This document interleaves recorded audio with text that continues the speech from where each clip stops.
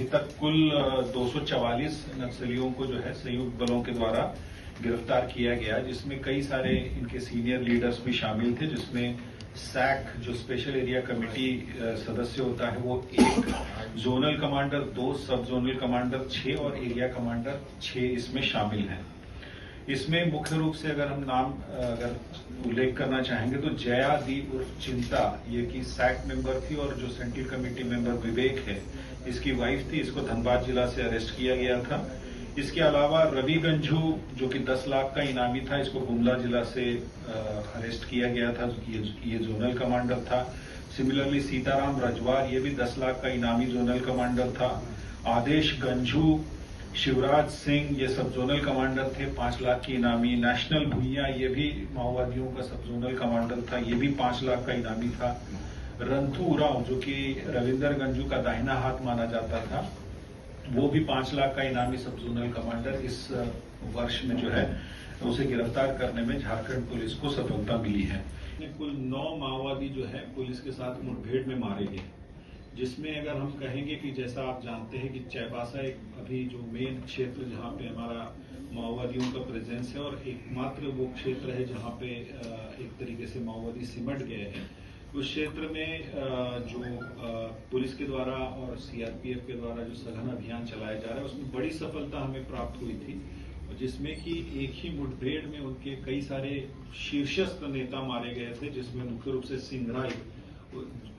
या उर्फ मनोज जो कि जोनल कमांडर था,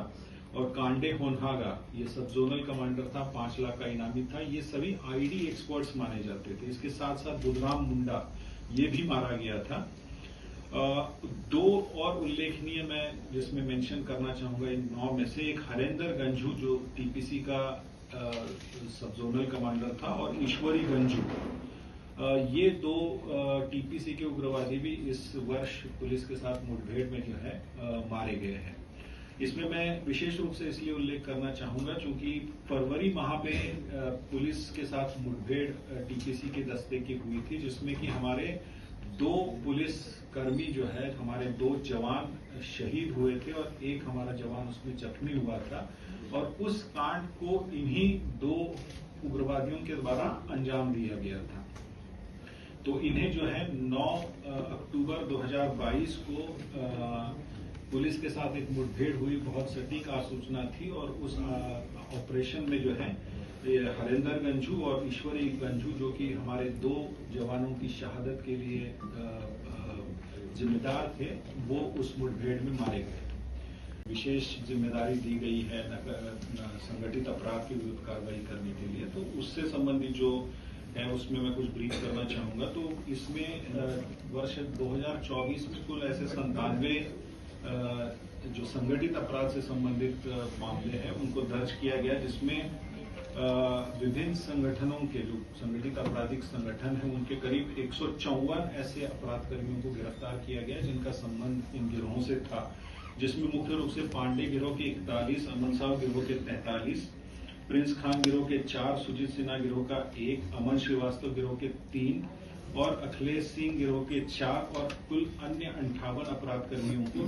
गिरफ्तार किया गया जो किसी न किसी प्रकार से इन ग्रुप से जुड़े हुए थे, और इनके पास से हथियार, गोली और काफी कैश इत्यादि और जो मोबाइल फोन्स वगैरह इत्यादि बरामद किया गया है। इसमें गोविंद राय जो कि सेकेंड इन कमांड माना जाता था पांडे गिरोह का, उसको भी गिरफ्तार किया गया है। उस पर 25,000 का इनाम भी पुलिस के द्वारा घोषित किया हुआ था। इसके साथ ही साथ एटीएस के द्वारा जो है जो एंटी टेरर एक्टिविटी की जो मॉनिटरिंग की जाती है उसमें भी लगातार एटीएस के द्वारा कार्रवाई की जा रहा है, और इसमें एक बहुत महत्वपूर्ण उपलब्धि इस वर्ष 2024 में दिल्ली पुलिस की स्पेशल सेल और झारखंड एटीएस को प्राप्त हुई। दोनों की संयुक्त कार्रवाई में अल-कायदा इंडियन सब कॉन्टिनेंट से संबंध रखने वाले 4 आतंकवादियों को जो है गिरफ्तार किया गया विभिन्न जगहों से, और उसके पश्चात जो है आगे की कार्रवाई जो है उसमें दिल्ली पुलिस की स्पेशल सेल द्वारा की जा रही है। इसके अलावा एटीएस के द्वारा एक जो स्पेशल टीम बनाई गई थी उसमें झारखंड पर्यटन विकास निगम और झारखंड राज्य